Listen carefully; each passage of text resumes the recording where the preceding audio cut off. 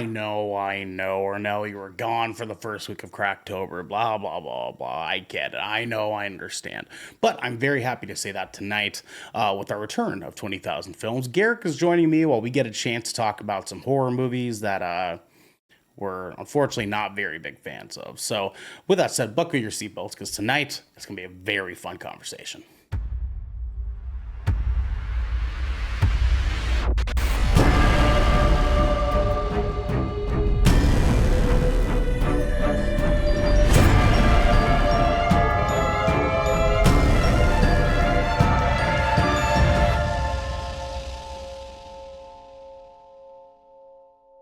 What is poppin', everybody, and welcome to another episode of 20,000 Films Under the Sea. I'm one of your directors tonight, Ernell Pearson, alongside my guest director. It is Garrick Bartholomew Eaton. How are you, sir? I saw it thinking about eating actually. I really wanted to get In-N-Out Burger yesterday, and then I did it. So I'm thinking about getting In-N-Out Burger tonight after the show. That's honestly like my brain is thinking about In-N-Out Burger. In-N-Out does actually sound pretty good. It's I like mean, like, it just sounds right. And I honestly, y'all can say whatever your personal opinions on In-N-Out Burger do not affect me. So like, say whatever the fuck y'all want. I well, don't I mean, care. It's here's never my gonna thing stop me though. from eating that shit. Here's my thing though. When I first tried Unbothered. In-N-Out during my band's first tour, I was like, sure, right? You know, like fine, like it was good, it was fine. Could have been better, not a huge deal, right? But then our last tour, I got it animal style, and that was what I was Oh like, yeah. That's what's up, dude. I get get it mine. now. So I get it now. I get mine with chopped chilies. Oh, okay. I do chopped chilies on my double doubles just because I like the spicy. Yeah. But animal style is absolutely the way to go. I do animal style on my fries too, usually. Yeah, Um, same. Yeah, that was my thing. But here's but the thing. honestly, yeah, dude, I love it. But the thing that's so good about In-N-Out, it's like price to quality. It's like the best fast food. Yeah, I mean, like actually, surprisingly, it's not all that expensive, to be honest. And I No, think that's dude, part it's of like the so it's pleasure so of it, you know. inexpensive. Like still. I mean, like, and I actually especially, make a ritual of like, because you know how they ask you like, do you want to eat in your car? And I'm just like, yeah, actually. And I literally like get my little box and I eat my tray in my lap and I watch like TV on my phone in my vehicular and have like a hey, little personal drive-in meal. hey, that's the stuff, man. You got to find some time to like catch It's a up on the vibe. shows and stuff, you know. Like, I mean, Yeah, if dude, literally, like that's what I've been like all like go to In-N-Out. Dude, I'm going at like 11 p.m. by the way. Like yeah, it's never like it's not like a reasonable hour. I'm going no, of late. course not. It's just like me sitting there lit by nothing but like the light of a street lamp in the parking lot, and then just like rings of power on, dude. Yeah, dude. Which, by the way, did you finally get caught up on that? No, I'm still behind. I am playing catch up though. Okay, I'm on episode 3 or 4 now. So I'm about halfway. season two. Okay, Season two. okay, So good. yeah. Yeah, you're almost there. You're right when things start getting like real fucking good. It was Like, not the fucking jump of this season was already. oh my so god, the fucking first good. three episodes were fucking amazing. It was dude. like amazing, dude. I'm so glad that like the budget went into the season, the whole season, Yeah. rather than like just obtaining rights and stuff, because I really feel it. And I'm just like, oh yeah, the dialogue's better, like the music's better, the cinematography, like, this season is just better. Oh my god, it's so much better, dude. Having like the first three episodes dedicated to three like core characters was such a smart move for them, and having the first episode be dedicated towards him, I was like, yo, Oh yeah. this is Also, so good, dude. and I know we're not gonna review this, so Yeah. I'm just gonna say this now. I'm only 3 episodes in, folks. Mhm. And if you cannot understand that Rings of Power canonically lines up with Peter Jackson's films and not the books, you're not a fan. Also, you can't say you hate what Rings of Power, how it dishonors the source material, and then also say you like Peter Jackson's film. He dishonors a fuck ton of source material, bro. Like a shit ton of it, actually. Yeah, actually, a lot of it. And But like, but he services the story in the way it needs to be serviced, and you can't bitch about everything, folks. This shit's straight gas. You're not a real Tolkien fan if you don't like this. I'm God sorry. damn it. Hey, we're hating on it, but we have even more hating to do because this is 20,000 Films Under the Sea, your choice choice for all the nerdy pop media news, reviews, and discussions that you want each and every week. If you like that, you can head on over to our Discord channel where you can submit questions and topics to the show, get exclusive content, and have early access to episodes before they go live on podcasts and video services near you. But if you've emptied your pockets for the latest and greatest in entertainment, that is totally fine with us. You can watch us record this show live right here at twitch.tv/Good Kraken Show, just like our good friend Esco Boo Boo is. If you have Amazon Prime, you also have Twitch Prime. DJ, tell them. Prime Gaming. And we would love for you to give that to us to help keep the lights on and cameras rolling. But you can also support us by going to our YouTube channel, hitting subscribe, or by leaving a review on our podcast channel by searching 20,000 Films Under the Sea, and we'll be there waiting for you. The newest season of Law and Order SVU came out last week, and oh, dude, I know, brother, I know. I'm like, I follow Ice-T, so I saw his tweets about it. I was just like, let's go, dude. Written and produced by Dick Wolf, baby. Oh my god, I bought the season so fucking fast, man. Because I buy every season on Amazon, and I fucking love Law and Order, dog. Dude, I love it so fucking much, man. And the first 2 episodes so far are so fucking good. I can't believe it, man. Like, I'm so happy about it. Garrick. We have some director's commentary, my friend. Guys, we have our latest episode of Death Ratio out on YouTube and podcast services of your choice. That is Garrick, and that is Devin getting a chance to talk about Halo Studios, the brand new name change for the guys that have been working on Halo, as well as their announcement that the next Halo is going to be on Unreal Engine 5, looking real fucking nasty. Real nasty, because that shit looks good. It looks real good. We actually managed to not shit on the logo the whole episode either. I don't think either of us brought it up. Well, that's disappointing. I would have. Yeah, I think I thought about it after the fact, and I was like, God damn it, that logo is fucking terrible. It was fucking awful, man. Jesus Christ. I went back and looked at it again and was like, oh my God. Like, what the fuck? Yeah, dude, like, it actually kind of makes you like... It gets worse the longer you look at it, too. Oh, God, yeah, man. You're like, it looks like a fucking intern designed this shit. Which it's like ironic because the game itself looks phenomenal, but but then you see that little fucking logo in the left-hand corner, and you're like, what the fuck are you guys doing? You're like, what the fuck is that shit? Because you couldn't make your logo in Unreal Engine 5, huh? Guys, our newest splash damage gameplay is up over on YouTube. You guys can catch me playing the newest Silent Hill 2 remake along with Devin in the passenger seat there. It's a blast. I like the game so far. I gotta restart it. I made some pretty bad mistakes in this first playthrough. Just kind of trying to wrap my brain around like what the fuck was going on, because it's not the same as the first Silent Hill 2. So excellent. So as I predicted, you made a fuck ton of mistakes. I did predict. Ton of mistakes, dog. Like, ton of mistakes. I fucked up so bad, man. Devin was like, yeah, man, we're gonna be cruising through it, and I was just like, do you know who's fucking playing tomorrow? Yeah, I was like, dude, you guys are gonna get like, I was like, he's gonna be fucking up left and right. Dude, I was going into it. I was like, what the fuck, man? Because like the combat is just like so different from the second game. Like you can't just like go in just like play the first one, but like I saw like a side by side on YouTube, and I was just like, they're like, oh yeah, they like this is a straight. They redid the damn thing. Yeah. Can't even like like some of the story doesn't even happen in the same order, from what I understand. There's some stuff that's flipped around by what I'm understanding. So. We shall see. Well, you guys can watch the first hour and a half of Silent Hill 2 Remake over there on youtube.com/Good Kraken Show. And then lastly, guys, actually a couple more things. DJ games, but at least we're funny about it. Yeah, that's for sure. DJ is going to be back real soon. He actually gets back to the States next week. From what I understand, he should be arriving on the 15th or 16th. He probably won't be here next week for content, but the week after, he certainly will.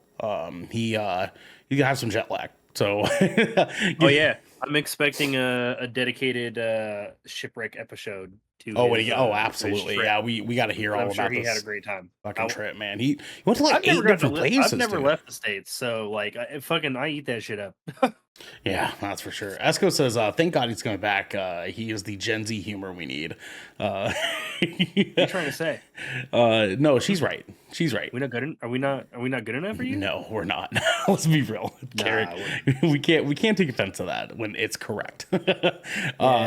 And then lastly, I am humbly doing my own personal little call out. Driftway is putting on a benefit show in Portland on December 7th. For charity? Gross. Not for us to give charity, but to help us because we just went through a real nasty court thing for the past year. We're trying to recover some of those costs. So if you guys want to support and you're in Portland, Oregon, please come out to that show. Give us lots of hugs and kisses. We love you. Oh yeah. Okay, yeah. Fuck it. I'm giving money to you. Fuck the needy. I want to give money to you. Don't actually be nice to people, guys. I'm just being an asshole. I couldn't come in. It's so not me. Listen to. I want to line your pockets. I was gonna say like it's usually me that's making these fucking calls. Like this Garrett was on top of it. Jesus Christ, man. Like I could have gone and been like, well, listen, man. Like FEMA's giving 750. No, I'm not gonna go there. I'm not gonna go. there's no FEMA for band guys. Anyways, Garrett, what are we getting into? No first, charitable organizations never ever gonna work with us now. That's fine. That's okay. We are getting into damn it. You've caught me monologuing because we're headed to the monologue. God damn, baby, that's where we are. That's where I'm gonna play a sound. Talk about. I'm completely unaware. I was completely unaware of the second story, and it excites me greatly. Oh, dude, I'm so excited for it, but we will get there, my friend. Guys, the monologue is our little news section where we get a chance to very quickly, beat for beat, go through some news stuff that's been happening of recent in the Hollywood spheres of movies and television, and fill you guys in briefly on some of the underworkings that we think are important for you guys to know. So firstly, the live-action Lilo and Stitch movie finally got a May 2025 release date. Lilo and Stitch is set to hit theaters on May 23rd, 2025. Previously, Disney said that the live action Lilo and Stitch would actually be releasing in summer of 2025 during this year's big D23 presentation. So that sounds like they're kind of, working in that. But Disney also revealed that Freakier Friday, the long-awaited Freaky Friday sequel that will reunite Lindsay Lohan and Jamie Lee Curtis, is going to be hitting theaters on August 8th, 2025. Goddamn, I cannot wait for that movie because after seeing the which one? Live action, well, I mean both, because Freaky Friday was a fun movie, but Lilo and Stitch more specifically. That's just like a fun movie, yeah. Lilo and Stitch specifically, seeing the live action Stitch that popped out of the screen thing during D23, it made me feel a lot better about them doing this movie. I agree. Like once he popped out, I'm like, oh, okay. Like, whew, they at least got that part right. Like it's a good design for him. I was just like, yeah, he looks exactly the way I would more or less picture him to in this setting. So do we know who's playing like Lilo and Nani? They have Lilo. Her name is, I want to say, Laia Kealoha. Let me just make sure that is the right for Maya Kealoha. Yeah, and I'm pretty sure this is her first real role, like a debut role in Hollywood, because she's young. She's a little baby. She's a baby girl. Cute little fucking thing. That's she looks she looks super young. Like, yes, no older than 10. I would assume she's maybe around like 8. Which is like no older than 10. So perfect, because like if they would have gave us some weird... How old is Lilo? Lilo is about that age. I don't know that I ever actually. Well, they don't say, right? They don't actually. Yeah, I'm about to say I don't know if it was ever addressed or like we just know she's little. She is 6 years old in the movie. Oh, okay. Yeah, so this feels right. Like that looks right. I'd buy that. This is okay. I'm happy with it. I'm happy that they're picking a Hawaiian cast to take over. Love that representation. And representation is a very important conversation to have in regards to this stuff.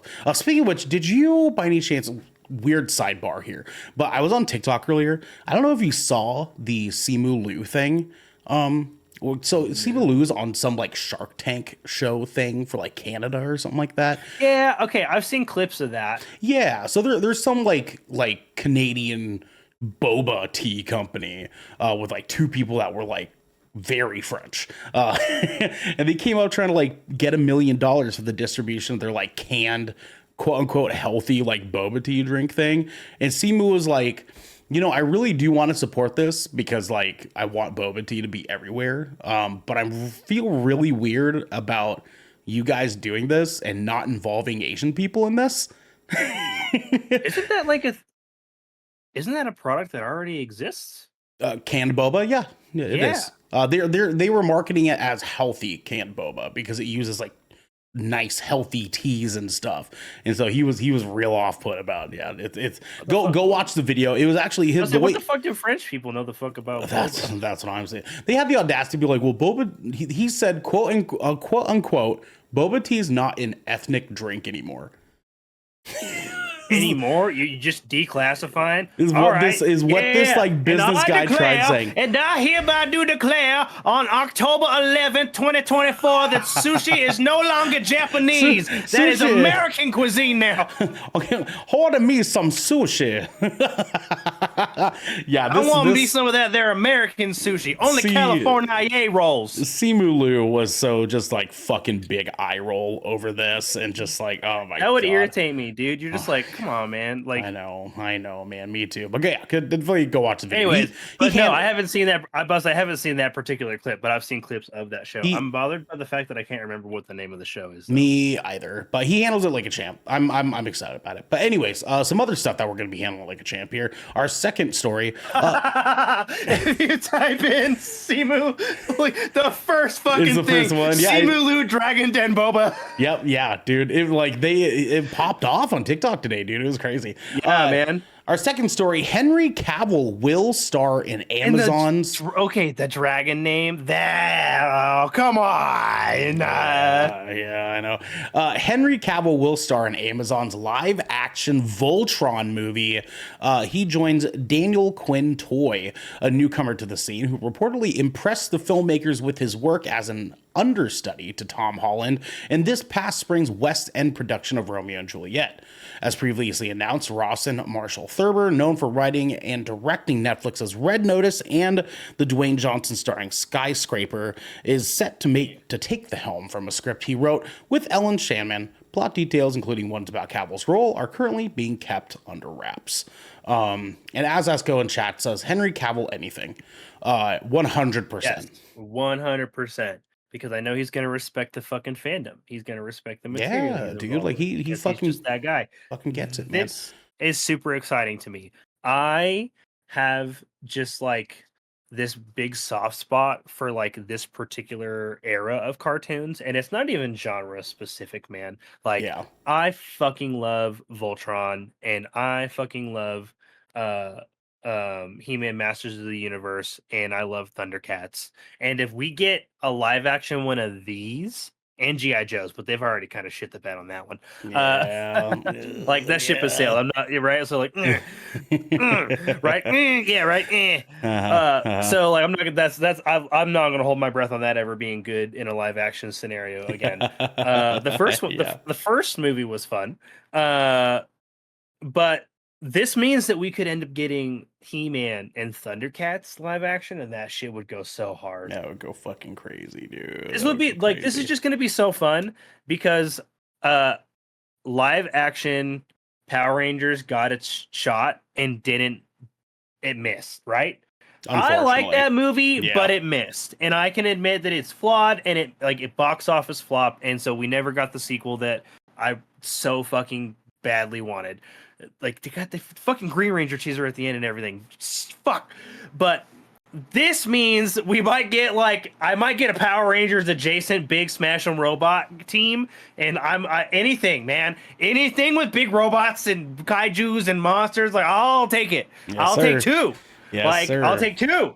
And so, like, the fact that, like, live action, not on my bingo card ever. I was never like, we're going to get a live action Voltron one day. No, I thought we were just going to get, like, reboots of the animated series, which the Netflix one's really good. I like that one. I've heard, actually. I didn't get a chance to go watch it yet. And but it's got I good heard. modern representation and, like, a good twist to make it, like, relevant for, like, Fuck yeah, the dude. Okay. modern audience.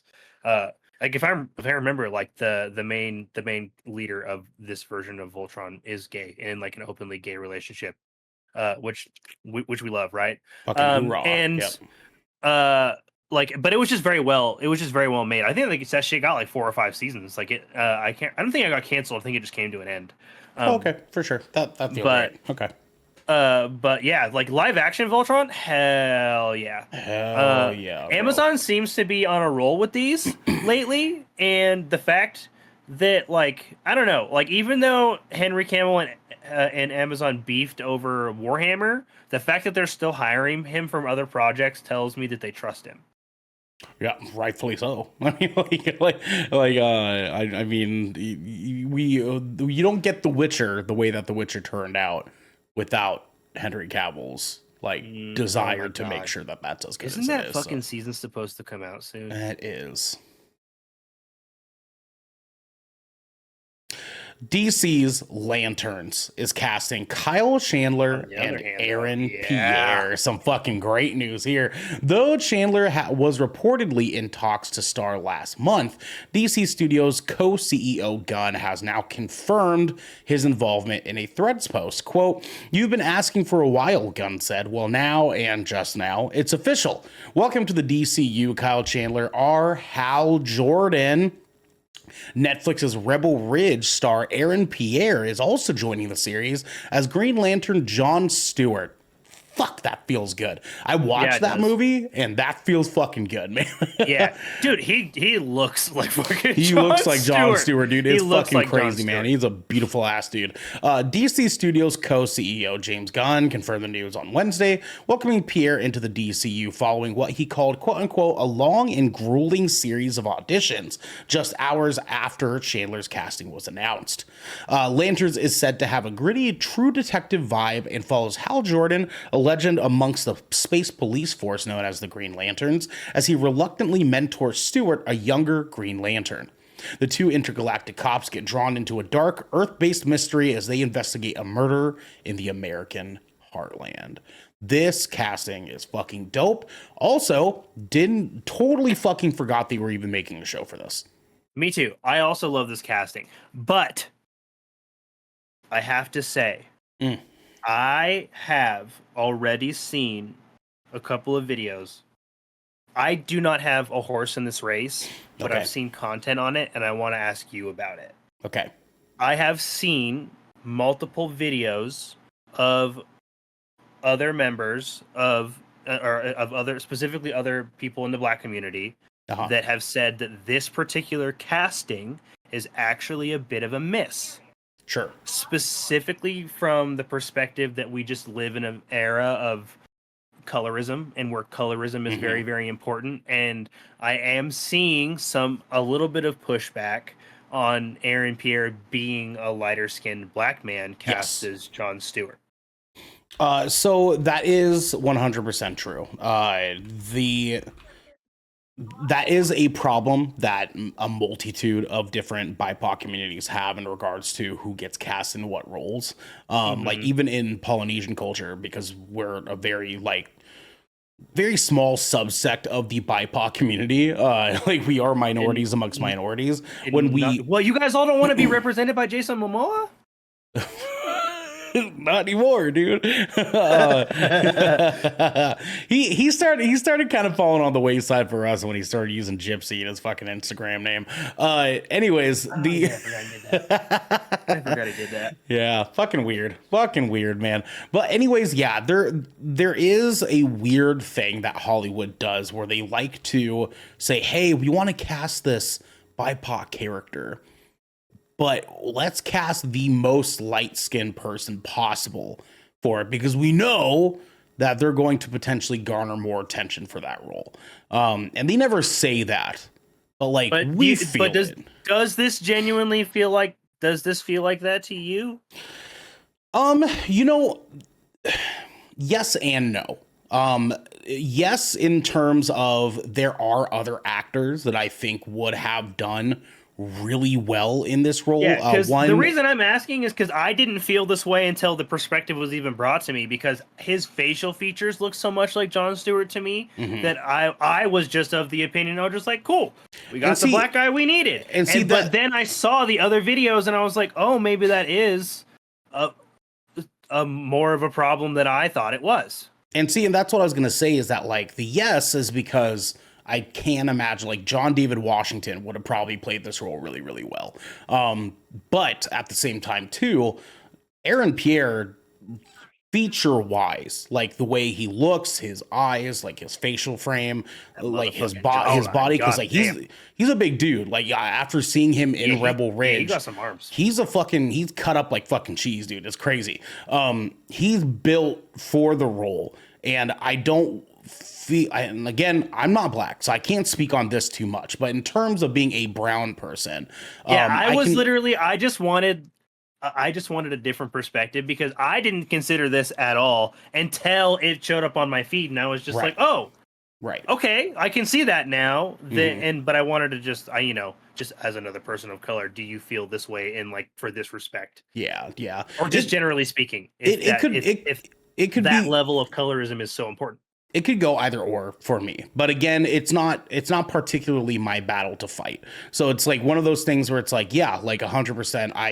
I wish that they would have found a different actor that would have been capable of filling this role, while still playing that role physically to the demands that the fans want. But here's the deal too, when we get into that conversation, even on the Polynesian side, even with the Asian side, the question also starts to come up, okay, can they actually act that role though?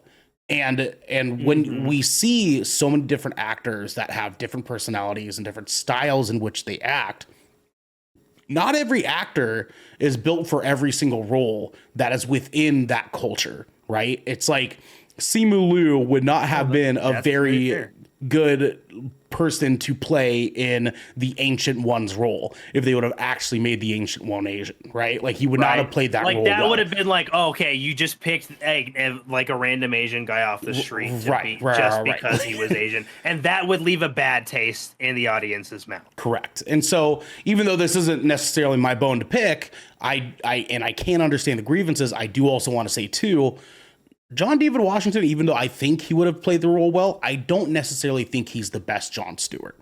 And that is more important to me, is to have a character that can act that role well. So I suppose we'll see. No matter what, they don't give a fuck about our opinions. They're going to do what they're going to do. We're going to end up seeing it. Yeah. I mean, obviously, like this was just a conversation of like, obviously, like I know we're in an era where people tend to vote very like loudly with their opinions on the internet. And like, you know, if 2 days after the announcement, it's already, if I'm seeing it, it's being talked about, right? I hope that at the very minimum, they make it a bit of a talking point, not overbearingly, but allowing him the space to actually, I don't know, maybe acknowledge his blackness in the movie. Would be awesome. Like embrace the culture a little bit. You know what I mean? I'd love to get Khalif Adams' opinion on this, because I feel like that would be an interesting conversation to have. So Khalif, if you are listening, I genuinely, I'm about to say, I asked that shit sincerely. Like I genuinely want to know for sure. Opinion on that, because I feel like if it's being talked about, like, you know, why not do you feel like that is important for Aaron Pierre's casting as Jon Stewart?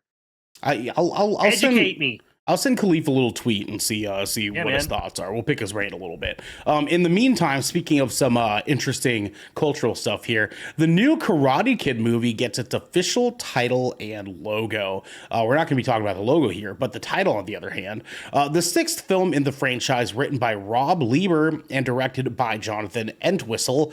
That's a fucking dope name. Yeah, goddamn. That's a fucking name. Holy shit. Entwistle? Jesus.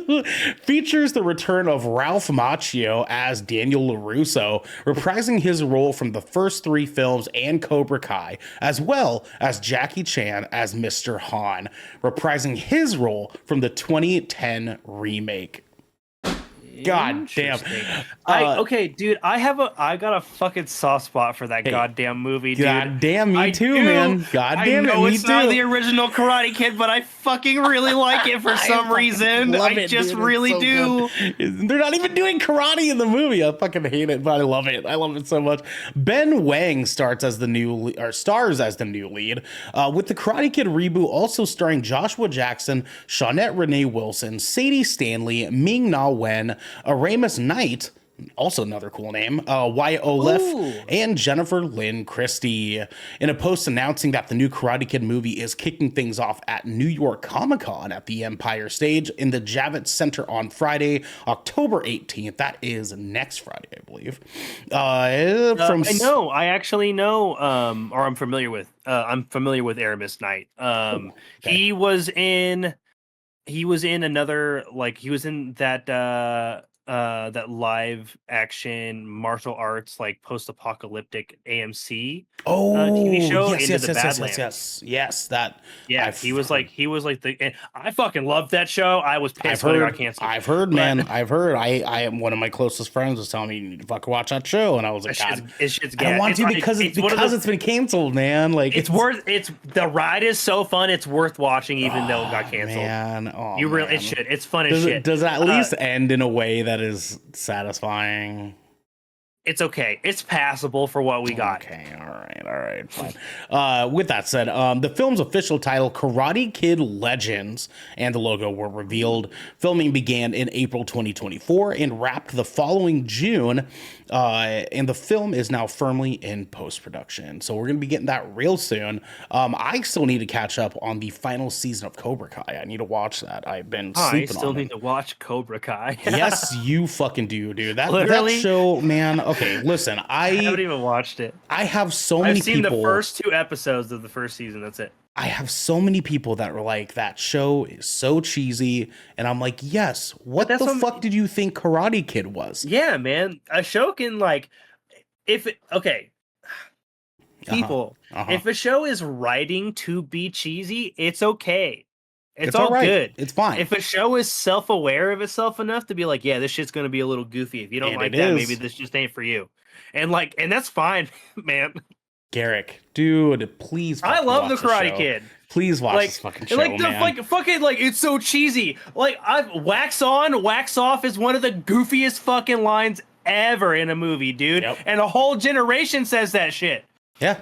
Fucking life changing, man. No, the show is hyper self-aware. And on top of it too, it's just very, very charming.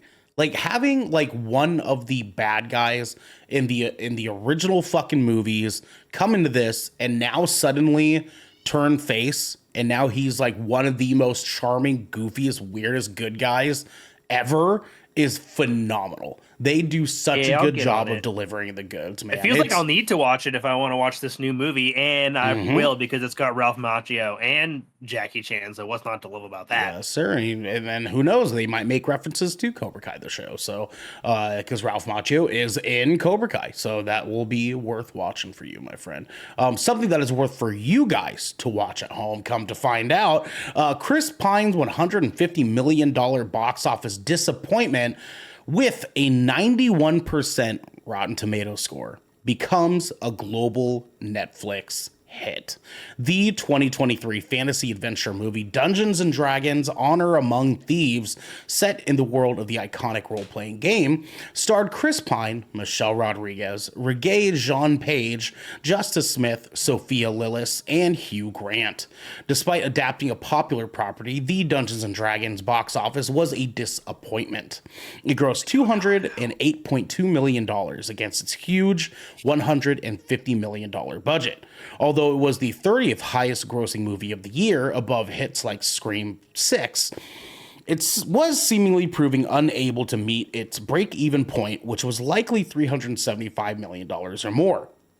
Netflix has now announced that their chart of the streaming platform's top 10 most watched English language movies for the week of September 30th through October 6th, Dungeons and Dragons Honor Among Thieves has landed on the chart at number 9, even though it is not available in the US, with 3.2 million viewers amassing 7.2 million viewing hours.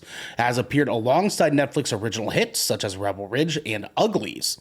These views have come from a variety of European territories, including Austria, Germany, Spain, Switzerland, and Italy. Additionally, it is number 1 on the local charts in Croatia and Serbia. Imagine if this was available on American Netflix, dog. This movie was so fucking good, dude. It was legitimately one of the best fucking movies of the year, man. It was so fucking good. The fact that this was a box office flop is insane to me. It was funny. It was full of action. It was so charming. Oh my God, was it charming? Yeah. Like, dude, I have watched this movie several times. Like, several times since it's released. I bought it digitally, like, as soon as it was available. I fucking love this movie. Got my wife to watch this movie. I've gotten several other people I know to watch this movie. And it always bums me out when I have friends that play D&D and they're like, I've never watched this. And I'm like, how? How have you not watched this movie? It is literally Dungeons and Dragons brought to life. It is so fucking amazing. I know, man. Like, and it really is. It felt like watching a D&D campaign, and they doubled down on that, dude. And as like D&D fans, like seeing this movie come to life the way that it did, and fan service the way that it did, with the actors that they chose to cast in these roles, the movie was fucking honestly was perfect. It was perfect for D&D, dude. Like, God damn it, man. It earned every percentage of that 91. Like, it really is that good. Yeah. It's so good. So find that shit, rent it, watch it, come back and let us know how you felt about it. Yeah. That movie. We got to watch the fuck out of it on streaming if we ever want to see anything from that franchise. Yes, sir. We absolutely got to recover it on the streaming end. Because I believe it still has potential to get something more. Like, I don't think it's dead in the water yet, but like, we got to stream it and it deserves it. I need more Dungeons and Dragons movies. Yes, sir. Goddamn. I need a sequel. We need a sequel to that fucking movie. It'll be really good. I'm excited for it. Garrick, I'm also excited to get into our headlining segment here, my friend. Yeah. What are we getting into next, sir? We are snipping off all that extra crap, that doo-doo B-roll that nobody wants to watch, because we are heading into the final cut. Wow. The doo-doo garbage that nobody wants. You're right. Garrick's I said right. B-roll. I made a movie reference. Don't fucking it wasn't nothing. Same thing, man. B-roll garbage. What do you know? Anyways, guys, tonight for our headlining segment. What do you know? What do you know? What the fuck do you know, man? Tonight for our headlining segment in the final cut, me and Garrick are getting an opportunity to talk about a few movies that we thought did not hit. Okay, so we talk a lot about movies that we think are great, movies that we're impressed by, especially during Halloween season. We start getting into spoopy conversations. Start being like, oh, this horror movie's good. This horror movie's really good. Terrifier 3 somehow is in the 90s, like, for whatever fucking reason. I'm not going to quit. I don't believe that for a second. I can't believe that shit, brother. I don't believe that for a second. Honestly. I hate it. Yeah, man. It's like, I always like when this season, I always have like those movies like, I always watch this movie around the Halloween time, and I always watch this movie and this movie. And like, I have horror movies that I know are objectively bad, right? That I still enjoy. I think like, if you enjoy horror, you always have those ones that were like, yeah, this one just does it for me. Yeah. Right. But damn, dude, there are some of them I have walked out of the fucking theater or like after my just viewing experience, because some of these ones I'm going to mention are a little old, and I'm like, what the fuck was that? Yep. And without any further ado, my friends, Garrick and I will be passing back and forth 5 movies each that we think were just hot doo-doo garbo. Or AKA B-roll, according to Garrick. Yeah.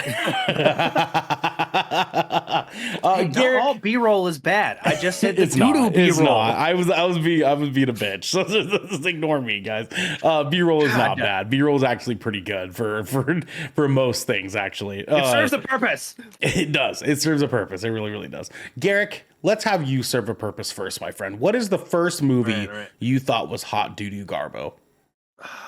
Let's see here. Yeah, you took notes too, huh? Yeah, I did. I took same, notes. yeah. I got a few. I got like the movie and then like a few notes written about it. There is one of them that's new enough. I didn't write shit about it though. I was like, this movie's just bad. okay, I'm gonna bring it up. Fair enough. All right, I like it. No, honestly, I think the first one I'm gonna bring up is 2005's The Fog. Fuck. Okay, that was my first one too. That fucking holy shit! I love this Oh my God. already. Well, and here's the deal. Here's the dude. deal. I know exactly why you and I both picked this because of what they changed the original into in this movie. We're like, Yeah, man. Yeah, man. hey, Literally. I love that shit. But what the Dude, fuck? you want to see what my fucking want to see what my notes are? I'll read my notes to you. Sure. A bad remake of an already pretty bad John Carpenter movie starring Tom Welling in a chick in her underwear. Spoilers, there's ghosts in the fog. There you go. Yep, That's the movie. for whatever fucking reason. And funny enough, the ghosts Because lepers. I don't know.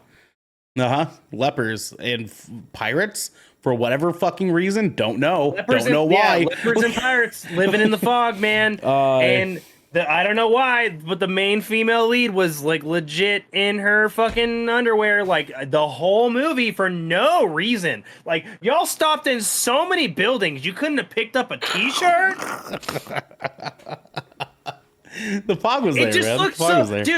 dude, no, like that, the plot of that movie, like the original, was already pretty thin, and like I don't understand why this got remade in the first place. Like, it's just one of those movies you're just like, nobody asked for this, nobody needs for this. This is probably the worst thing Tom Welling has ever done. Like, period, dude. I can't, like, honestly, like, it is the worst thing he's ever done. And like, he's a fairly decent actor, and he tries to be charming and be a good lead in this, but it just does not work. And like, this fucking Antonio Island or whatever the shit that they're on off the coast of Oregon, dude, the whole plot, I'm just like, y'all just need to leave. Like, dude, I know, man. I know. Well, and here's the deal. None of this makes any sense. Why are you even going outside in the fog in the fucking first place? Just stay indoors. Fog can't get inside. This fucking movie's stupid. Like, after the first incident they run into, you'd think they would have been like, oh my god, dude, we can't do that. Whoa, bro, what the fuck? We can't go out there. Yeah, dude, when fucking skeletons start coming out of the fog at you, maybe you say, like, maybe we don't hang out here anymore. Maybe. Yeah. You need to go put some clothes on. Dude, it's so bad, man. It's so bad. Well, and like, I think the thing is too, is like, kind of, as you said, this was one of John Carpenter's already like not great movies. Dude, I love John Carpenter, right? Like, his creature design's generally really good. But like, even in the original, you're just like, come on, man. Like, this is just some, like, I get it. Like, it's a skeleton guy. Like, there's nothing original about that shit. And then like, they somehow made him even more generic looking in the remake. And you can tell that like John Carpenter didn't physically get his hands on the sculpting process for these creatures. And I'm just like, this looks like some B fucking shit from like from Curse of the Black Pearl, dude. Like, what the fuck is this? Dude, just, oh my god, the CGI is so bad. It's so bad, dude. Like, I can't believe that they, like, and I get, like, at the time, like, one could say, okay, well, it was 2005. We should be forgiving of this, right? What else came out in 2005, Garrett? Employee needed to vent his rage on another film. Well, see, that's the thing. Another movie that came out around that 2005 time was one of the Pirates of the Caribbean movies, if I fucking remember correctly. And those movies look extravagant. Yeah, and even if it didn't come out in 2005, it came out soon after. And how the fuck they fucking Return of the King came out in 2003, for fuck's sake. How, like, I don't understand how they let that movie look so bad. Like, how do you get so like how bad, is that dude. excusable? Like, I understand we were we were kind of experimenting with CGI, but we had already proven that like it looked pretty good, right? Like if you were using it appropriately, but it was just bad. Like, how do you make fog look so bad? Well, and on top of that too, the only time that the CG looks good is the weird throwaway death that happens for no reason. I'm so glad we both picked this as our first. Garrick, that was both of our first picks. I'm actually going to toss the ball back to you again to talk about your second movie, my good sir. Oh yeah, my second movie. Let's see here. So this is an older. I can't remember exactly what year this one came out. I'll look it up really quick. Okay, for sure. 1982. So this is an 80s horror film. film. Oh, this is an oldie. Okay. Yeah, this is an older one, man. But it's like it was so fucking bad. I left an impression. Have you ever watched Basket Case? Basket Case. That sounds familiar. Yeah. Okay. So this fucking movie it's like a 1980s creature flick-ish. I don't fucking know. I'm just gonna give you the plot and you can decide what fucking category of horror this shit falls into. Sure, I'm down. Because I can't, it's nonsense. So a dude named Dwayne is separated from his conjoined Siamese twin whom he carries around in a fucking basket. On a revenge mission. To kill the people who separated him from his conjoined twin, like, against his will. You have no context as to why he's been separated from his conjoined twin until, like, the ass end of the movie where, like, the dude gets really drunk and blacks out and has, like, a flashback of his shitty abusive dad and his conjoined twin being like, your mom died in childbirth and that thing attached to you's not my son. Right? Like, typical abusive dad crap. Like, it was just so bad. And I don't know why, but everybody in this fucking movie is pulling mad game the whole time. I don't understand why Dwayne is constantly getting hit on by this random lady of the night that stays in the room, the hotel room down the hallway from him. And then they go to this, like, he goes to this fucking he goes to this doctor's office, and this chick literally for no reason just starts hitting on this guy. And honestly, Ernell, you should probably just go look up what this main character looks like really quick, so you should understand why he should not be pulling any game. He has no business catching all these women. Motherfuckers walking around in like a gray, like in like a fucking beige overcoat the whole time. And literally he looks so plain he gets mistaken for like a maintenance dude at one point in the movie. It's just, man, it turns out that during this flashback, his fucking dad was like, his dad just finds 3 random doctors in a bar. One of them's a fucking veterinarian. Yeah, of course. And he's just like, I'll pay you guys to separate my son from that thing attached to his hip. For some reason, the conjoined twin does not die, is still alive this whole movie, and plays like the creature. And basically, this dude carries around his brother in this basket, and then like sicks his deformed conjoined, now no longer conjoined brother on him, and like they're murdering people. Well, at some point in the movie, he actually ends up going on a fucking date with this blonde chick that he meets at the doctor's office. Tells his brother that he's like, I'm going out to go look for this vet guy. I'm leaving you at home for the night. Stay in your basket. Well, they have a telepathic link for some reason. Yeah, okay. And he starts getting freaky with this blonde chick in the movie, and the brother can sense him getting freaky. So, oh my god, dude. So he like starts to interfere with this dude's newfound love life, and he's just like, "You've ruined everything. Maybe I really didn't want to be conjoined with you in the first place." And then they get into a fight at the end of the movie after he kills the blonde chick, and they both fall out of a window and die. The movie's over. So yeah, the subgenre of that would be bullshit. What the fuck was that? It's bullshit. You're right. Yeah, you were right. The from fucking jump, plot, man. it makes no fucking sense. It was literally acted by people that looked they got picked up at random off the fucking street. There's literally nobody that's anybody in this film. Yeah. They all are like zero acting experience, zero talent on top of that, and it is just one of the worst fucking movies I've ever seen. I don't know who or why. I don't know who thought this was a great idea to produce, but like the reason I chose this is it fucking flabbergasts me that somebody put money into producing this film. Somebody's like met with this director and they pitched this exact idea and they were like, that sounds like fucking money. Okay. All right. Yeah. That I hated that movie, dude. It was I mean, I god-awful. saw a couple little clips over here for a second there. He was feeding his conjoined twin hot the dogs. hamburgers. The hamburgers and hot dogs, dude. That shit. Just And the fucking fucking- the basket's like Just jiggling around. Oh my ridiculous, god, dude. Ridiculous, dude. man. Yeah, I know, brother. I get it. It was like every bad thing. It was like that movie encapsulates all of the worst parts of 80s horror movies.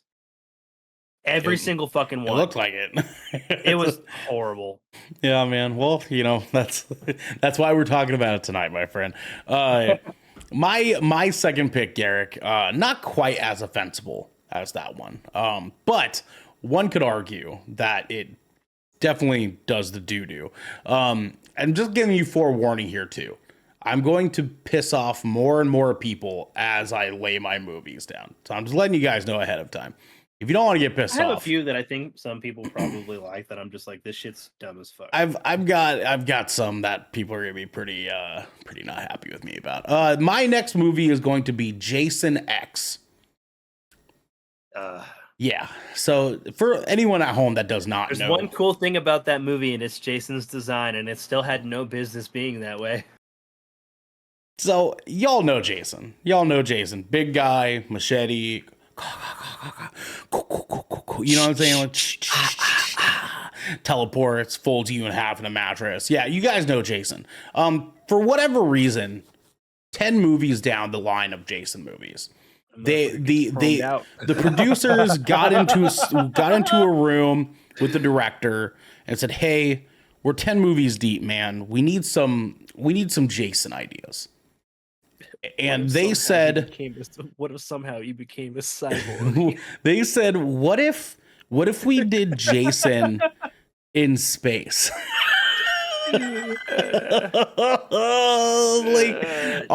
in space, and he's gonna be chromed out like the Borg from Star Trek. Our man went from Crystal Lake to different fucking cities around it, and has suddenly made his way to Deep Space Nine, and is now crushing astronauts in space that, by the way, are casted by people that don't look anything like astronauts.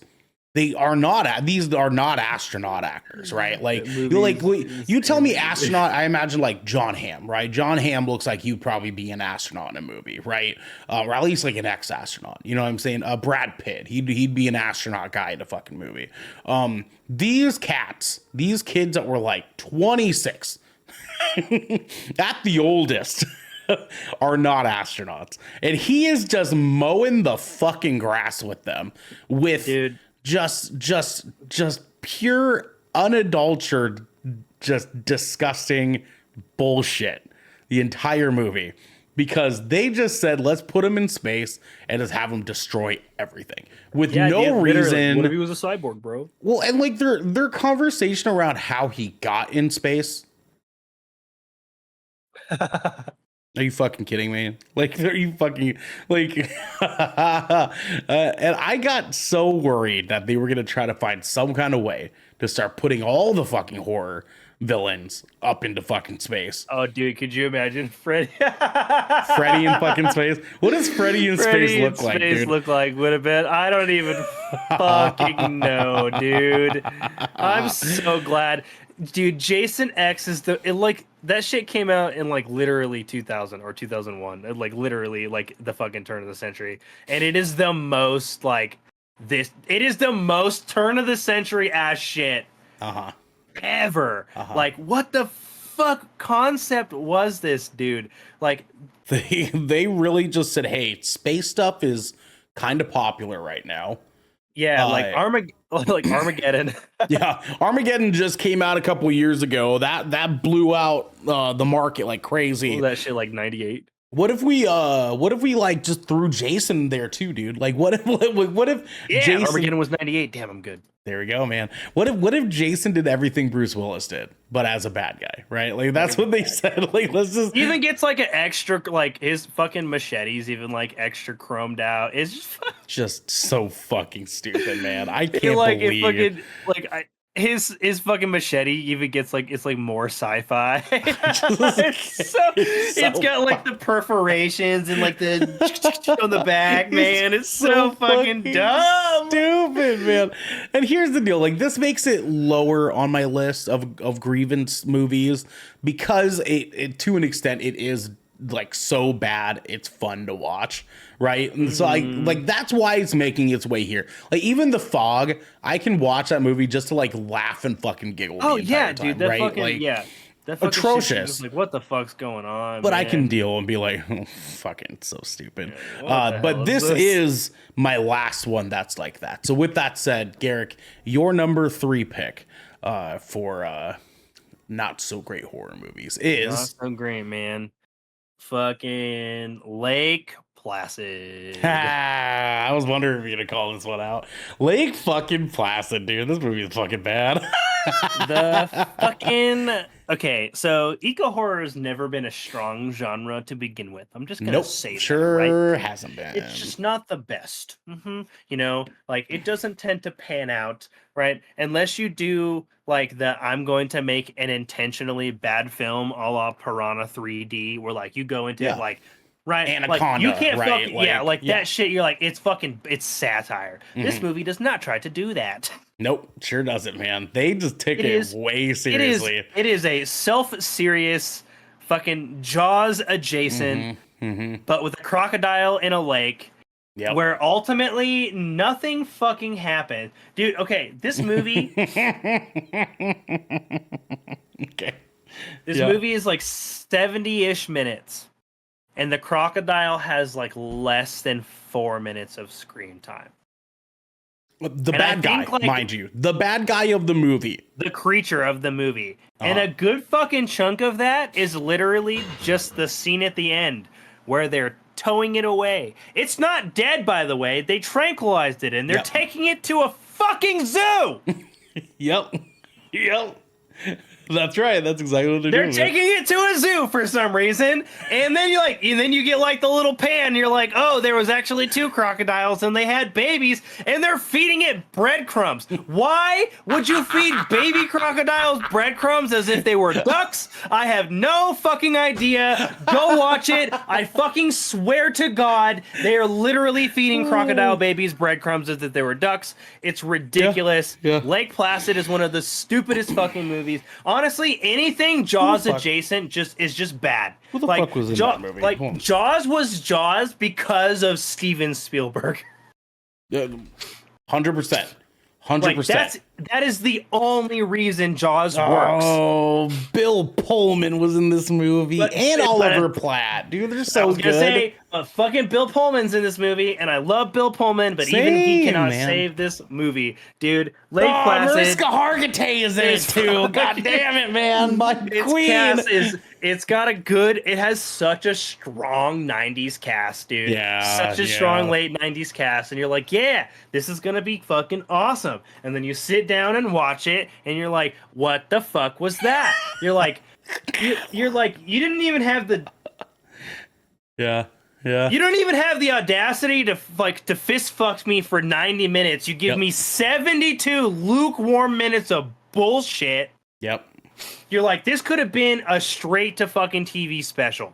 It's funny. I'm watching or I'm looking at some like key art and screen caps from the movie. Well, And oh my out of- god, with the fucking fishing boat and the crocodile that's like as big as the boat, and you're like, what the fuck is what's that? funny is that out of, I don't know, maybe 40 pictures that I'm seeing here, 2 of them have a crocodile in it. And it's literally, you only ever get like just the head with the mouth open. Well, Like, yeah, well, most one of them is just the movie poster. Another is like of the actual crocodile when it grabs the helicopter. That's it. Yeah, man. There's a guy. it. There's a guy And- hanging upside down. Dude, There's like 5 And people you don't looking at a even get phone. like, you don't even get the fucking justice of seeing these like unlikable characters die either. Fucking Because, Betty like- White's in this movie. Because all of the fucking deaths happen underwater, and like a dude just gets bit in half, and you're like, you just know that that's what happened, and they just leave that to you, and you're like, I didn't even like, you don't even see the crocodile bite it. This is fucking lame, man. I'm gonna acknowledge something here, and I need you guys at home to just bear with me. I'm Asian, I can make this joke. There's a girl who I looked at her picture. She's on the cast, and I was like, wow, she looks really, really young. And I looked down at her name, and her name is Kim So Young.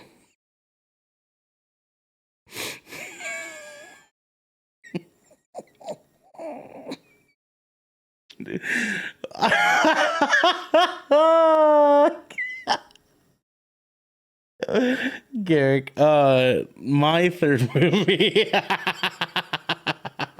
You're gonna get me in trouble, man. Kim's So Young, dude. That's crazy. That's a crazy name. My third movie of movies, horror movies that are not all that great. My man, there was a movie that came out quite a long time ago that was such a massive, massive, massive social zeitgeist. So far that so deep that there were TV shows mocking it. There were movies that made fun of it. Everyone knew what it was. Everyone still knows what this movie is. You just say the name and people are like, oh yeah, well, what the fuck was that movie, right? This movie had a sequel to this movie. That was just atrocious. Was just a sin. Was just I think I know what you're gonna. how I think I know what movie fucking you're gonna say. dare you guys make this fucking movie, right? What The is it? first movie being The Human Centipede. Yep, that's exactly what I fucking. Yeah, I yeah. Somehow. Now, here's the Bruh. deal, Garrick, before you go off, my friend. The first movie is great. As a horror movie, it gets the point No. across.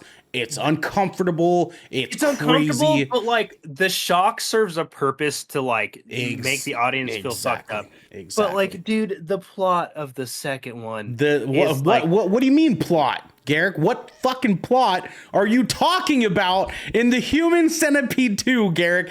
There isn't one. There You is want- no fucking plot. You know There what the is no plot is, fucking my plot. friend? The plot is the main character trying to find the fucking plot. Is what the plot of the movie is. Because it's for anyone who doesn't fucking know this, that hasn't been you wanna cursed, know- that hasn't had their For eyes anybody who cursed hasn't, by the for anybody who fucking hasn't sequel. seen this shit, anybody who has not seen this shit, Mm-hmm. the plot is so fucking non-existent. Literally, to even get it going anywhere. Yeah. Yeah. Literally, the main it actually the- gives me a headache to say out loud because it doesn't make any fucking sense. The main character of this movie actually watches Yeah. the Human Centipede. Yes. And And gets obsessed with recreating it on his own. That's it. yeah, that's the plot. And he That is just so start and happens finish the plot of this fucking movie. he just so happens to decide, you know what? I can kidnap people. So he kidnaps Oh my God. like 12 fucking people to do like this grand, really long human centipede that he like MacGyvers together. Like he's not some like surgeon scientist So guy in the like first the first movie, because like there are people that I'm assuming haven't seen this just because it's Right. just of the shock alone. Right. Like this is like this is a mad scientist experiment, basically. Like, Yes. there is a dude who is trying to, like, create a new life form. Like, it's fucked up, but there's a plot. You can, like, There's you a can purpose to it, understand. yes. Yeah, you can understand this dude's demented motives. Even if they are horrific, the picture is painted very clearly for you. This is what this man is trying to achieve and why. Like, the other thing is, it's literally just, like, it's just...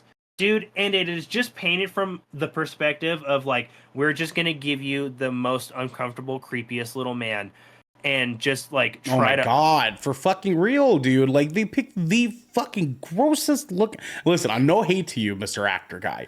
You shouldn't have been in this fucking movie, but maybe you should have, because for whatever fucking reason, you got casted to play the skeeziest, grossest, Igor-looking motherfucker in movie history. In the history of movies, and you played dude. it perfectly, by the way. Yeah, man. Like, dude, because as I can't- watched that you movie's so hammering fucked. people's fucking teeth out, in black and dude, white, mind and you. Then, yeah, bro, or fucking literally stapling somebody's upper lip to somebody else's ass cheeks, bro. Yeah, bro, I cannot. That shit. And that then movie and literally then does and nothing then but just try to make you and uncomfortable. then for no Garrett, reason. they have the audacity. The scene. They have The the scene. audacity. The scene. To give us the scene in which I'm just gonna save you guys the fucking blessings here. Burned Don't into watch my this fucking movie. fucking retinas, There- dude. there I is will the scene- never forget that fucking moment in that. There Dude, is the scene in which the people of this elongated human centipede begin to escape the grasp of little Igor. And one of these people just so happened to be pregnant. And in this movie, she escapes, gets into Igor's car, bruh. and in the midst of this, suddenly births her baby Literally has birth. and in then the car. crushes its head underneath the gas pedal of the car while It is escaping. Fucking insane, dude. I do not consider myself an individual. I can handle a lot. That is the most visceral reaction I have ever had in a film, dude. I literally, because I was sitting there, like, I remember where I was when I watched this shit for the first time, Yep. Ernell. I was in Garrett Dodgen's fucking living room.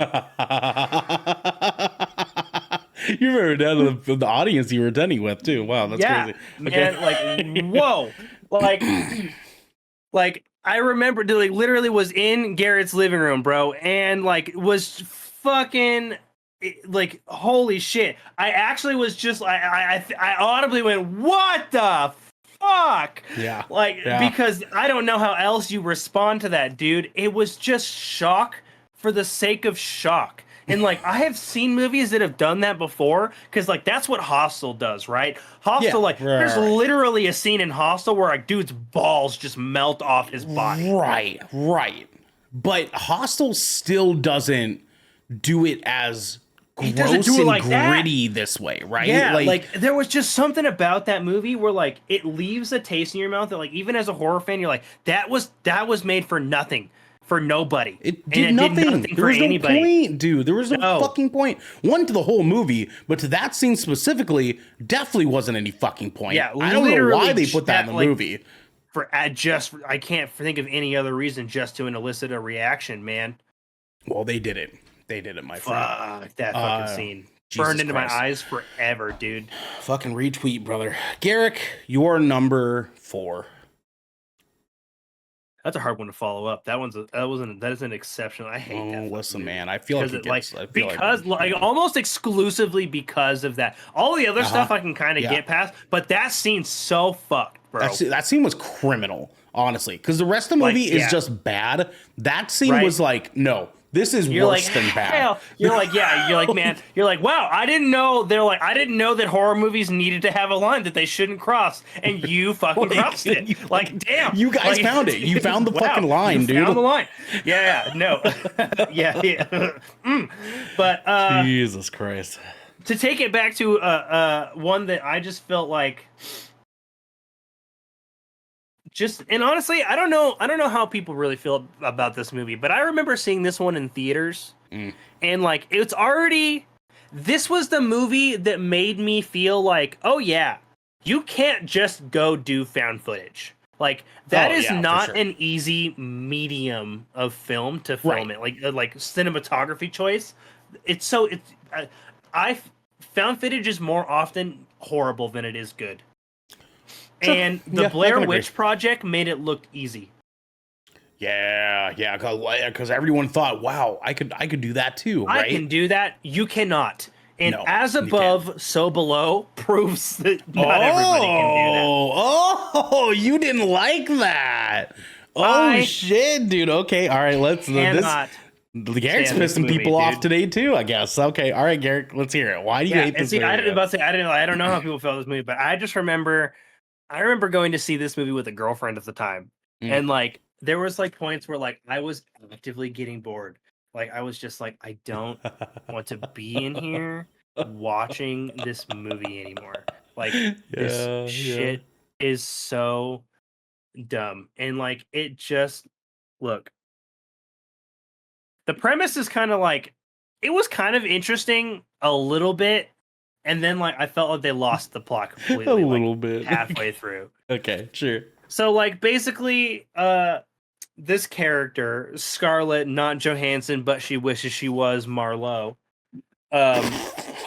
is, like, a treasure hunter. Mm-hmm. And she's trying to basically, like, finish her dad's work of finding the legendary Nicholas Flamel's Philosopher's Stone. If you do not know what that is, it is an alchemical object that is said to bring eternal life and be able to transmit any object into gold. It is like it's a mythical and like that's not an original thing to this movie. That is the idea of the Philosopher's Stone has existed for a long time. But it's a cool concept, right? It's a cool concept, and so basically.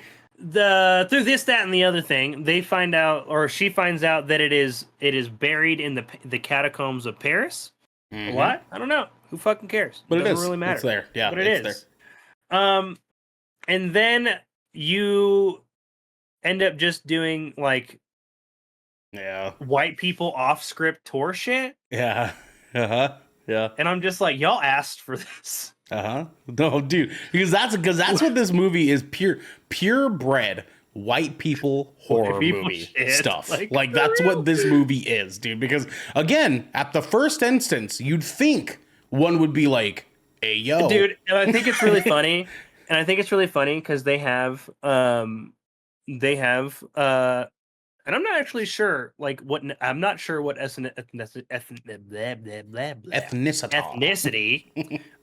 Papillon and they were darker skinned. I know they were French, but like that doesn't necessarily mean that I don't know if there's like different kinds of French. You know what I'm saying? They might be like South African, something like that. Yeah, or something like that. But like exactly. But like they were darker skinned, and like I thought it was very, very funny because like they're the only ones questioning anything they do in the film. Yep. And like this white chick treasure hunter is like, I'll just go underwater into this passage that I have no idea what's on the other side. And you're like, okay, all right. And then her friend who's got trauma over her, like his brother literally drowning in a cave, just openly follows her into said water. You're just like, you're the guy who should not be doing this above everybody else. Yep. And then they get into the catacombs and shit just gets weird, and then suddenly they're in hell or purgatory? Question mark? Yeah. And just like very unconvincing supernatural things just start happening for no rhyme or reason whatsoever. Yeah. You find out that basically at the end they're like, oh my gosh, we've been facing our deepest regrets. And I was just like, you were? You couldn't? You could have convinced me a little harder, actually. Well, your deepest regret was swimming? That's crazy. I thought this shit was just some... I thought this was just some random spooky stuff that was just happening to you guys because you didn't give me any information, because there's literally a line where the dude doesn't want to talk about his plot point because it makes him uncomfortable, and then it just happens at the end of the movie, and you're like, by the way, one of my friends burned alive in a car and I couldn't save him, and that's why I didn't want to talk about it. And you're like, okay. As above, so below. There you go, everybody. Yeah, man. And then there's literally a scene in the movie where like there is like a transcript where like it's just like abandon all hope, ye who enter here, which is just Yeah. the transcript above hell. Yeah. And they're all just like, we gotta go this way. And I'm like, no, you don't. Like, listen, not everybody's read the Bible. That's one of the things you don't have to read the Bible to know. Like that's a staple, if you will. Like maybe if it says entering this area is not a great idea, maybe you don't do that. And like this movie is about 2 hours long. It's got no fucking stakes, and then deaths just randomly and suddenly start happening in the last third of the film. Yeah. Yeah.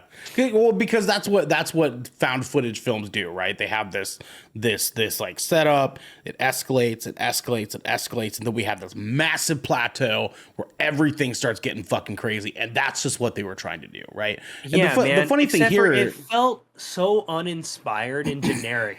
Like every time somebody died, I was just like, y'all could have avoided that. And like I understand, like I get horror tropes, right? Yeah. But like you can see the trope coming, and like you're just like, all right, they're gonna do that thing for this movie. Yeah. And yeah. like yeah. this just did it in like such an unsatisfying way that you're just like, God damn it, he's gonna die right here. And then he dies, and you're just like, that didn't feel good.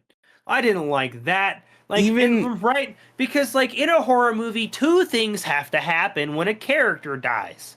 Right? I either have to give a shit or I have to be like, thank fuck that guy's finally gone. Yeah. And none of this happens for any of these characters because I don't give a fuck about Benji or this random other fucking dude's girlfriend that just happens to get invited on White Girl's Treasure Trip 30 minutes before they go into the most questionable hole in a subway known to man.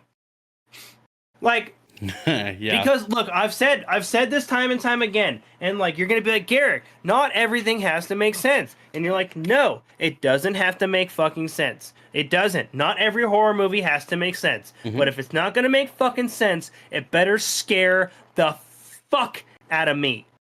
Right. And it doesn't, right? Like it's gotta be believable, or it's gotta make me uncomfortable. And this didn't do either of those. So I left bored and dissatisfied at just another generic, like this was the nail in the coffin where I was just like, I don't really think I give a shit about found footage films. Like I just can't hang, right? Like because there's only been two and good ones in all of found footage in my opinion ever. And it is the Blair Witch Project and Cloverfield. Those are it. Okay. I as somebody that actually enjoys, I love found footage movies. Gio does too, man, and like he gives me shit for hating them all the time. I love them, dude. I mean, like me and Marilyn just recently watched all the Paranormal Activity movies last year. We did, and God, I hate those. They're so dumb. I forgot so those dumb. existed. Actually, the first one's actually good. I would argue that the first one is good. I can enjoy because it, again, believable, right? Correct. Exactly. The rest kind of number 2 was almost good. Everything after the one they did with the aliens was. Yeah, that was number 4. It was fucking, oh my god, dude. They definitely like overstayed their welcome there. Cloverfield, another good one. Record, I really like Record, especially the Spanish version. Very, very good. Cloverfield was fucking phenomenal. Blair Witch Project is a goddamn classic. But outside of those, I wholeheartedly agree. I think that found footage movies are very few and far between on the tastefully made department. I still try to give them a shot and the benefit of the doubt, but they always disappoint anyways. And even as someone that did like As Above, So Below to an extent, I can wholeheartedly agree. They just said, ooh, the French catacombs are scary. Let's make a movie about it. Dude, that's fucking literally it, dude. That's it. Like, that's all it is. What's scary in there? Like, well, we actually don't have anything real around this plot. So what if the characters just get scared by their thoughts? What if they're just scared? Yeah. What in if it's the catacombs? What if it's just spooky enough that they start to like hallucinate about things that make them uncomfortable about their past? Yeah. That's it, man. That's it. That's the movie right there. With that said, my friend, I'm officially in fucking piss people off mode now because talking about scary movies that are disappointing and overrated, okay, means that I have to bring up a movie that has caught me some heat before. Ladies, gentlemen, thitties, and thents. Give me the one. Give me the one. I'm gonna go. I gave myself the one, by the way. Okay. Guys, I did. I said, give me the one. It was me. It was me the whole time. Guys, Megan's Body. That fucking movie is terrible, dude. People like that shit. People like that movie unironically. Not, I thought we all unanimously agreed that shit was a joke. Excuse me. I misspoke. Jennifer's Body, not Megan's Body. Excuse me. I know. I knew where you were. I knew exactly what you were talking about. Thank you. I misspoke. Jennifer's Body is not the movie you guys have made it out to fucking be. Okay? I'm sorry. A long time ago, I put out a tweet that said Jennifer's Body is not good. It's not a good movie. And that's okay. It's okay that Jennifer's Body is not all that fucking great. There's a lot of horror movies that came out around that time that were not very great. Okay? You can be, horror movies can have cult fandoms. Okay? As we still acknowledge that it is conventionally not a good movie. Jennifer's Body. One of my favorite horror movies is fucking Guillermo del Toro's "Don't Be Afraid of the Dark," and that movie was a huge flop. I love that, but it's not good. Oh yeah, dude! One of my favorite movies ever is Darkness Falls. That movie's fucking so bad. That almost literally made my list. I love that, dude. It's like one of the dopest fucking concepts ever, man. I love that fucking movie. The concept's great, execution not so much. It's awful, terrible, dude. And I can admit that, guys. We can engage in this conversation this way. Jennifer's Body is a mid-tier teens fucking weird jerk-off fest of a horror movie. Why this movie has found some weird kind of fucking pedestal in today's weird modern day conversation around horror content, I have no fucking clue. But it's not that fucking good, guys. No, it has minimal plot. You look at it and you're like, this does not. It's not what y'all think it is. It's like our first venture into a horror movie about a succubus that is on the blockbuster main stage, and they hardly had her do anything succubus-y. that was almost on purpose. And when she does, it is wildly dissatisfying. Because I'm like, if you're going to have a succubus... Dude, it is the softest rated R movie ever. It is the softest rated R movie about a succubus. It honestly probably could have... They probably could have got away with PG-13. I'm surprised they didn't fucking give that rating at all, dude, because they hardly show fucking anything in this movie. Yeah, man. Like all the things, all the little scenes jaw of like split in the teeth, that CGI is not like that shit looks like Twilight. I would have wholeheartedly been so much happier with this movie if they made it more about her destroying boys and just slaughtering all the guys around her, and less about Jennifer just being hot. And this girl being jealous of Jennifer being hot, and actually gave us a fucking good horror movie, I would have been much happier with this film. Yeah, man. I have no fucking clue why these people worship this fucking movie so much. Can you guys please get it the fuck figured out? What did that movie actually review at? I'm sure it's not great. Jennifer's Body Metacritic. Let's find out. 46 and a 35. That makes me feel better. Yeah, but I still feel like there's like I do feel like there's still a loud minority that likes this movie, though. You know there is, dude. It's fucking weird, man. And honestly, I think Amanda Seyfried is the only reason at all it was able to handle this score, because this was during a time in which Megan Fox was knowingly not a very good fucking actor. Megan Fox like has literally was historically just like not been a very good not fucking man, actor. she's not fucking great, man. And like you can't be hot with those thumbs, bro. Like you just can't. And you can't make a movie about you being hot. The whole fucking 2 hours of the movie is about you being hot. And think that like you can just get away with that, dude. I don't fucking understand, man.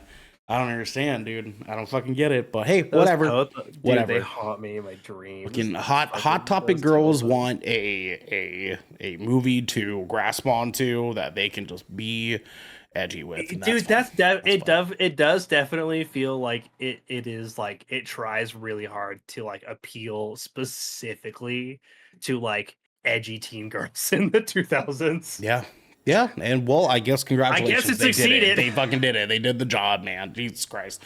Garrick, let's get us through our last two movies here. One each. Garrick, what is your final movie you need to talk about tonight? Oh man. Okay. So this movie, Yeah. I blame it. I blame it for a lot of problems. Oh, okay. Yeah. All right. I blame this movie for the downfall of a genre. Mm, So, you're about to disappoint me wholeheartedly. a little bit, I feel like I know where this is going. because I love this franchise dearly. Oh, Everything maybe about not. this Maybe not. Okay. franchise, Okay. everything about this franchise is special to me. Okay. But movie 5 wasn't it, guys. And Underworld Blood Wars, Underworld. while an action horror, still a horror. Okay. Okay. And It's not I- good. It's not good. no, dude, It's not a good movie. we somehow circled all the way back around to the Mhm. original plot of the first movie without any of the substance. And no one said a word about it. And I was just like, really? We're just gonna. I was just like, Yeah, y'all had yeah. the motherfucking audacity to make her a werewolf, like a hybrid, and not give her a cool transformation. Yeah. Fuck you. Mm-hmm. Fuck you. Her transformation was blonde fucking highlights. Yeah, it was. It was. Fuck off. Uh-huh. This movie killed a fucking genre. There's a reason we don't have action horror anymore, and it is because this movie was so bad. Yeah. Well, it's also one of the reasons we don't get good werewolf movies anymore either. No, dude, because like Underworld started a fucking whole new genre of action horror, dude. Then we Yeah. had some other cool shit, and like, say what you want about it. I know it's not objectively good. I fucking like I Frankenstein. God damn it. Okay, fair enough. Yeah. Like that movie's just it was a fun concept. I had fun with it. I understand the plot's weak as shit, but neither the fucking Underworld was such a. It started out so. It started out so perfect, It's so man, good, dude. man. Even like the first and the second movie were so fucking good, so fucking good, dude. And then they circled back and made my actual favorite movie in the franchise, which was Rise of the Lycans. Right? Good movie. I Good movie. loved Love that one. that. And then we got to Underworld Evolution, and I'm like, yeah. okay, what are we doing here, guys? yeah. Like Theo James was not my choice, but here he is. Sure. And he manages to come back and still not be Michael in the fifth movie. Okay, yeah. Dude, and like I've never seen a movie just like lose its direction over a franchise so hard. And I was just like, it did nothing. It didn't have any scary transformations. It didn't have like any cool gore. It didn't have a serviceable plot, man. And I legitimately like blame this movie for the death of action horror as a genre, because this shit came out in 2016 and like everybody else was like, oof, I'm not fucking, that did real bad. I'm not touching this shit anymore. And like, so like, dark gothic action horror stuff is just backseated wholeheartedly now. And I legitimately blame this fucking movie. This movie. It was this movie's fault.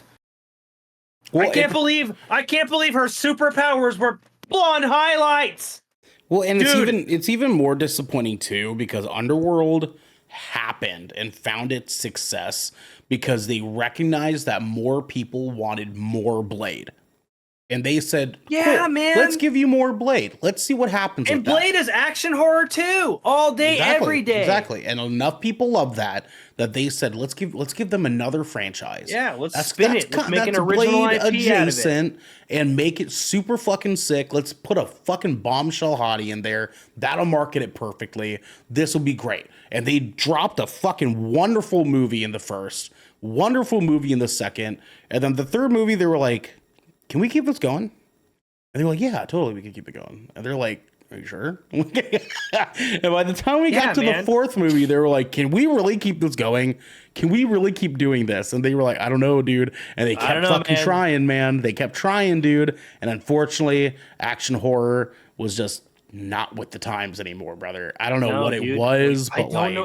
It just I get fucking it missed so hard, dude. I was so stoked. Like I went into the theaters and fucking hardcore franchise fan of this shit. Mm-hmm. And I remember leaving that, dude. I remember sitting there as the credits were rolling, and I was just like, "Fuck, we're not gonna get another one of these, huh?"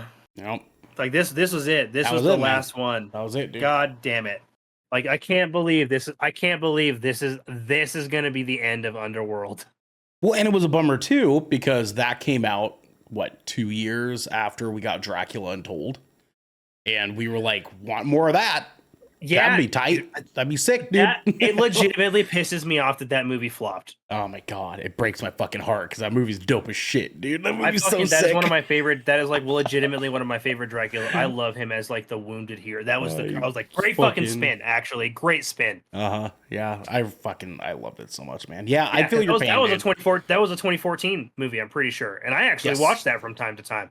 But yeah, man, this was bad enough that I have rewatched every Underworld movie except for this one. Yeah, man, I get it, dude. I get it. It was a bummer. But Kate Beckinsale, she's hot. That's fine. I'll give them that much credit at the very least. Yeah. Even at least that much. Can't go wrong there. Garrick, speaking of being hot in a movie, I have my last movie here that some of y'all have maybe heard me talk about many a time. This. Not quite. No, not quite. Unfortunately, terrible movie. But I single-heartedly blame this movie and the one prior for the downfall of horror as a whole. Because horror movies have just modern horror is not great, man. Horror movies have just I'm pretty judgy. Not been the same since this movie has come out.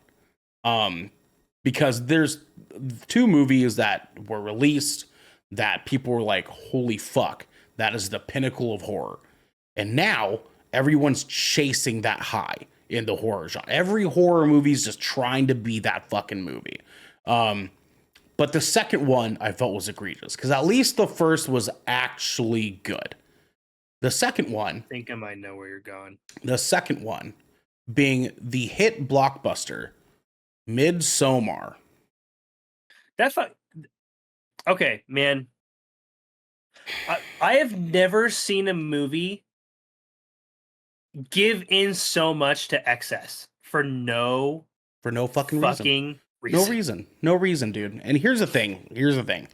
Hereditary is phenomenal. It is a beautiful, well-crafted, well put together, uncomfortable. But that one makes sense. You get where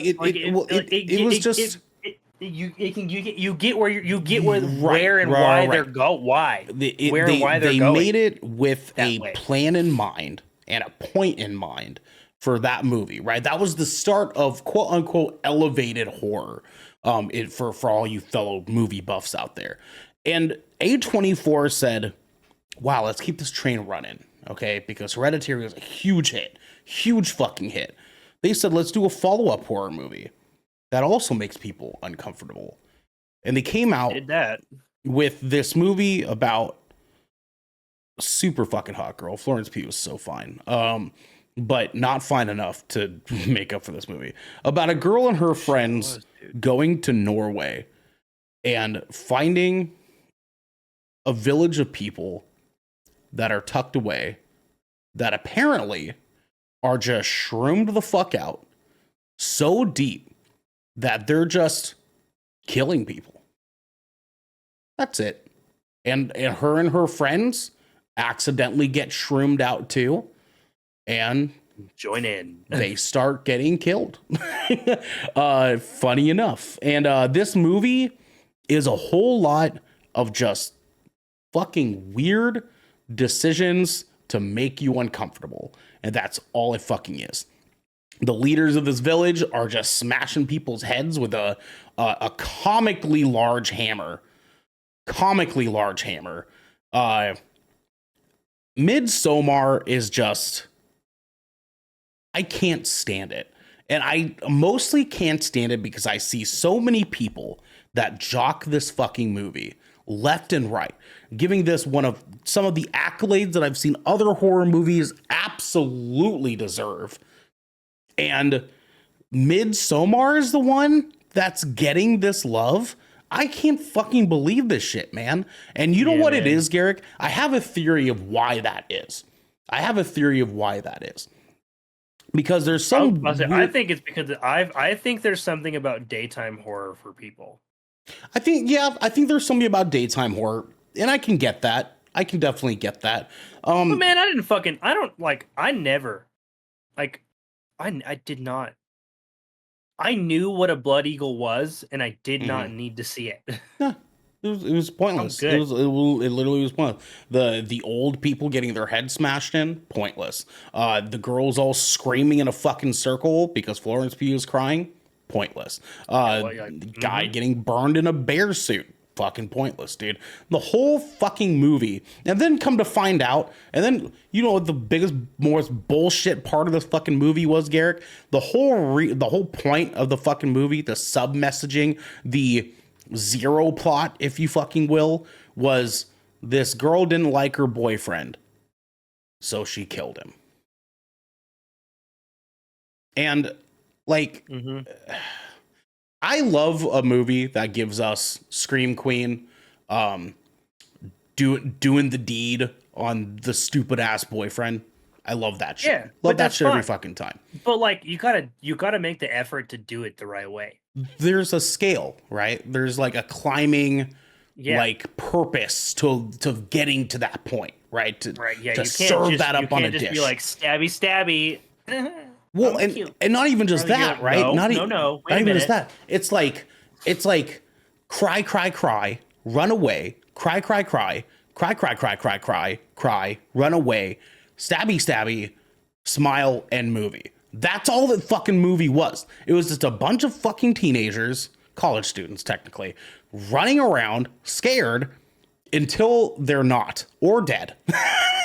And that's it. Yeah, dude. And that's it, dude. Like, I don't understand the fucking hype of this movie. Yeah, I didn't understand the hype of that one either. I watched that one on the hype, and I was just like, oh, okay, like, dude, and like, again, like, I love horror, and I am not at all, like, I cannot stress this enough.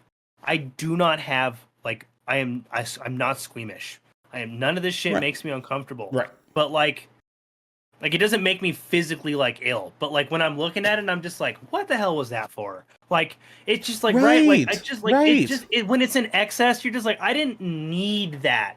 Like you're just like now I just feel like you're intentionally trying to traumatize the audience, and like that's never cool. Well, yeah, and that's my point is like so I mean, I didn't want to bark up this tree too deep, but for example, Terrifier, right? I am not that much of a fan of the Terrifier movies. I watched the first one, having a date with some chick that I was seeing for like 2 weeks. She invited me over. We watched Terrifier, and I was like, "What the fuck am I watching right now?" Because the movie is literally a gore porn movie. It's just a guy in a clown costume slaughtering everybody, just whacking people, dude, for 90 fucking minutes.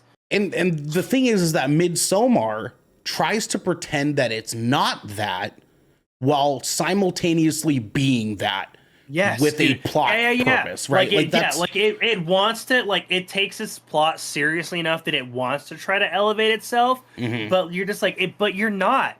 Like it doesn't feel like it ever, like it doesn't go over. Like there are so many horrors that like don't even need to go like into the full like show you horrifically awful things to be fucking scary. Yep. Like that's not always necessary. Like gore is fine. Like make me I'm okay seeing some fucked up shit, but like give me a reason to be seeing why is it happening, right? Shit. Like why is the bad guy your doing excuse that? is they're just fucked up people. That is not a strong enough reason for me to engage in your movie. It's just not. Well, because and you know I can the I can psychotrope make, is lame. well, and I can make exceptions for that rule when the psychotrope is cool enough, right? Like Right. there's extra pieces to that give the entertainment purpose for more than just he's a bad guy for being bad. He's a bad sake, guy doing right? bad things. Like for Yeah. example, No Country for Old Men, right? That dude Yes. is just Right. bad to be bad, but he's also running around town cattle prodding people, and that's cool. That's like a cool twist on like, this matter that is happening, and right? he's got there's an enigmatic quality to that character that makes you wonder what the fuck's going on with him, right? Where like in Midsommar, like it's just painted out in the open. You're like, oh, these are just a bunch of fucking crazy cultists, and that's it. And it literally is not deeper than that. Mm-hmm. That's all it is. That's all it is. Oh, and then she gets sucked into it. That's it. She drinks the Kool-Aid. Yeah, that's pretty much it. Then she drinks the Kool-Aid. But yeah, no, that was definitely one of those movies where we're just like that wasn't as cool as as everybody said it was. Like I still firmly believe that like The Conjuring is like that's peak horror, man. That's fucking. The Conjuring movie. was That's peak fucking fucking good horror, movie, man. And you want to know what? That shit did everything it needed to do to scare the ever living fuck out of you. And like, there's only a couple of scenes where you're just like, oh damn. And but like it's, you know, it's like it's the difference between like a oh damn and like what the fuck was that? Yeah. Right. Mm-hmm. Well, if you think about like what makes a good horror movie, like there's a lot of different things we could say, like, and we will have an episode for that. That could arguably be something for a week or two from now. What makes a great horror movie is a lot of things. There's a lot of stuff that they could possibly do. A lot of it is you know shock factor. A lot of it could be really cool creature design, things like that. Just giving us something new. I love good creature. Like give me something to latch on to about the film. Like whether it's the plot, like the setting of the film, the creature itself. Man, like The Ritual as a movie, not super exciting. But the cool. creature design is fucking dope. So I was willing to write everything else out, right? Because you pulled me in with a facet of the movie that was strong enough to keep me engaged and liking what was going on. What a bummer, man. What a bummer. We're on our hater noise tonight, but everybody at home, you can be on your hater noise too, because this has been 20,000 Films Under the Sea, your choice for all the nerdy pop media news, reviews, and hater noise that you wanted each and every week. If you liked what you heard, you can head on over to our Discord channel, where you can submit questions and topics to the show, get exclusive content, and have early access to episodes before they go live on podcasts and video services near you. But if you've emptied your pockets for the latest and greatest in entertainment, what was that, Gary? What'd you say? God damn, that was almost a 2-hour episode. Yeah, dude, almost. Dude, we almost did it. That's cool with us. You can watch us record this show live right here at twitch.tv/Kraken Show. Gary, let's just be real. We're really good haters. Yeah, we are, man. Really good haters, dude. Like, I will drink my haterade all fucking day long, brother. I'm here with you. I'm here with you. Red flavor. You can also support us by going to our YouTube channel, hitting subscribe, or by leaving a review on our podcast channel by searching 20,000 Films Under the Sea, and we'll be right there waiting for you. We have to get going, everybody. But until next time, my friends, fuck Midsommar.